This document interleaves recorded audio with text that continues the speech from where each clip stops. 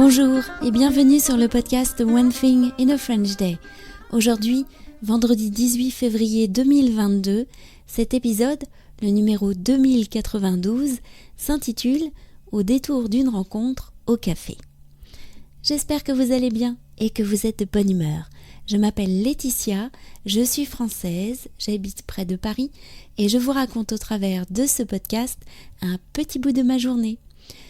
La semaine prochaine, ce sont les vacances. Le podcast sera diffusé une fois par semaine jusqu'au 7 mars 2022. N'hésitez pas à plonger dans les archives du podcast pour écouter d'anciens épisodes. Je vous en propose d'ailleurs une liste ou une playlist sur le blog du podcast. Vous pouvez également vous abonner pour recevoir le transcript du podcast ou plus comme des notes, des tournures de phrases utiles, du français naturel ou encore des photos sur onethinginafrenchday.com. Au détour d'une rencontre au café. Hier matin, j'étais chez Anne-Laure pour travailler quand j'ai reçu un appel de Pietro.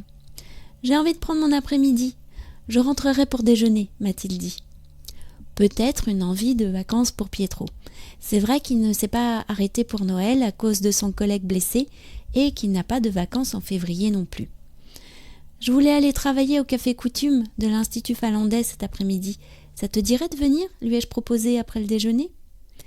C'est ainsi que nous nous sommes retrouvés au café en face du musée de Cluny. C'est un endroit très nordique avec du bois clair, de grandes baies vitrées, une playlist actuelle, du bon café et quelques gâteaux simples. Beaucoup de personnes aiment y venir pour travailler. Il y a de grandes tables communes où l'on peut s'installer avec son ordinateur. D'autres y viennent simplement pour passer un moment en s'installant sur une des grandes banquettes pour lire ou discuter. Il y a aussi des tables rondes pour s'installer avec sa boisson. Pietro et moi avons cherché une place, mais tout était pris. La serveuse, souriante, derrière son masque, est venue à notre aide. N'hésitez pas à demander si vous pouvez partager une table. C'est un peu le principe de la maison. Ce monsieur, par exemple, est un habitué et je sais qu'il partage volontiers sa table. Effectivement, le monsieur seul à une table ronde en train de lire un livre nous a accueillis. C'était justement à cette table que j'étais moi-même installée à ma première visite dans ce café. La serveuse nous a apporté nos boissons, un expresso pour Pietro et un thé vert pour moi. J'ai sorti mon travail et Pietro s'est détendu en regardant autour de lui. La serveuse a remarqué qu'il l'observait quand elle a refait son stock de grains de café à partir d'un baril en plastique. Elle s'est approchée avec le baril.